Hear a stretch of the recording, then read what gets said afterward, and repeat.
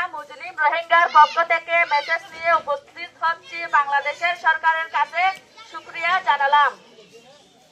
রোহিঙ্গার পক্ষ নিয়ে শান্তি আর কামিয়াবি নিয়ে যে কাজটি করতেছেন আপনার কাছে শুকরিয়া।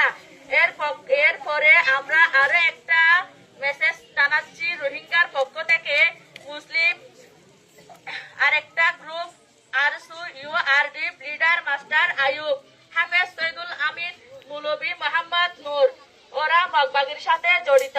এরা ইয়াবা ট্যাবলেট বিজনেস করতেছে এই ক্যাম্পে। এই জিনিস সুরক্ষাকারী এটা নিয়ে রোহিঙ্গার শান্তি কামিয়াবিদের বরবাদ করে ফেলছি। এরপর এরা 3 তারিখ 5 মাস 2026 যে বাংলাদেশের সরকার মুসলিম রোহিঙ্গাদের হেফাজত করতেছে এই বাংলাদেশের বর্ডার গার্ড বিজিবির ওপর 3 তারিখ 6 মাস 2026 গোলাগুলি করছে। এরপরে আমরা রোহিঙ্গা জাতি বাংলাদেশের সরকারের কাছে দুঃখিত এবং শর্মিদা হয়ে ইউআরডিপ এই গ্রুপ আমাদের রোহিঙ্গার সাথে কোনো সম্পর্ক নাই। এই গ্রুপ আমরা চাই না। আমরা রোহিঙ্গা এদের গ্রাম সাড়ে ইয়াবা ট্যাবলেট পাওয়া গেছে। এরা শান্তি কামিয়াব এর জন্য কোনো কাজ করতেছে না, বলকে এর কোনো অর্গানাইজেশন নয়।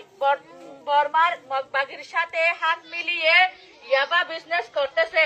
বাংলাদেশের উপর রোহিঙ্গা হেফাজতের নাম নিয়ে রোহিঙ্গার শান্তিকে নষ্ট করতেছে। আমরা বাংলাদেশের সরকারের কাছে খুবই শর্মিত এবং লজ্জায়। আরে ইউআরডিএফ এটা আমরা চাই না।